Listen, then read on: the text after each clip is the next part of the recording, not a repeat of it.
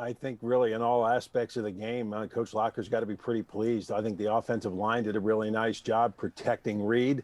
I think he'll want to get more of the ground game going, but he stepped up with that. Is this the touchdown pass?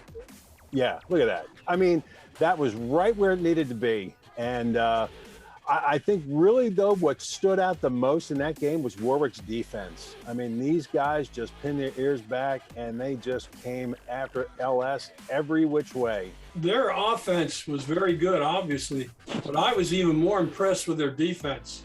That poor quarterback from LS, he must have been sacked almost double digits. And if he wasn't sacked, they had pressure on him constantly, and they hit him right after he threw the ball. They played super. They ran a 3-5, a 5-2, a 4-3. They were bringing people from the outside, from the inside, safeties, corners, linebackers. Man, that defense to me looks super because LS is a good team. But I think the most important thing for Manheim Central was what they did defensively. Now, granted, Cumberland Valley is not the team that they had been in years gone by. It doesn't matter. When you hold an opposing team to 98 yards of total offense, your defense has stepped up and done the job. And I think that is something that Manheim Central fans have got to be very excited about, because that's more of Manheim Central football. I mean, these guys were attacking, gang tackling, doing the typical things that we have seen in years gone by of a Manheim Central defense. I talked to a coach who was at the game last night. He said Manheim looked like it was week 8.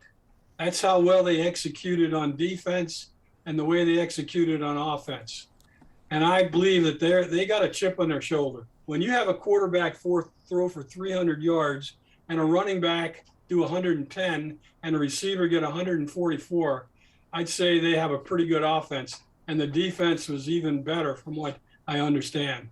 Yeah, it sounds like the Barons piled up 472 yards of offense on Cumberland Valley. Well, like Coach Stroll said, the key to the team this year is going to be their experienced offensive line. They need to take control of the line of scrimmage, and they did on Saturday. And I was impressed with the quarterback today.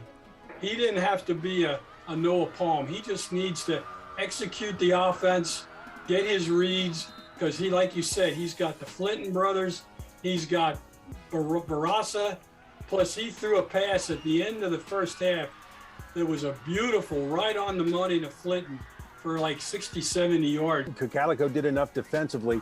They got a lot of guys coming back. You see that pick by Flinton, that was a beauty.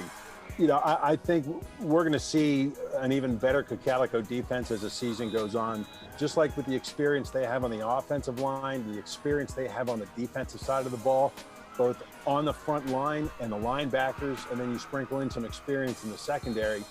I think once this defense really starts to ramp up, their best days are ahead of them.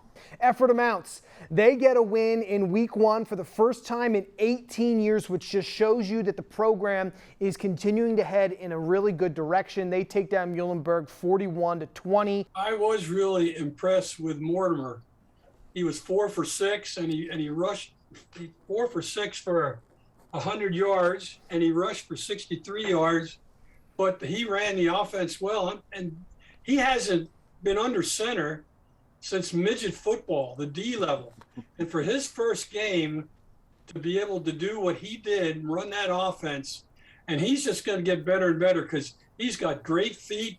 He threw for 2 touchdowns, and he's going to be a good one. He's going to really help them with a two-headed monster with him and Weidman. Coach Chris Miller, you know, addressed that to the kids, saying, look, you got to realize this is something that's special. This is important because some of these kids might not even been born yet when the last time Ephrata won a season opener. So yeah, it's going to be exciting to see this team as the season goes on. And I tell you what, I can't say enough praise for Coach Miller and what he has done. He came in at, you know, when Ephrata was, you know, at rock bottom, and he knew this was going to take some time, but I think he's getting this program on the right track and building them upward. So it's going to be fun to watch. And I tell you what, I keep looking at that Columbia game. I can't wait for that one. I think that is going to be a fantastic game. Yep, that's coming up in a couple weeks on Blue Ridge Living, although we will see Ephrata in action against Warwick in week 3.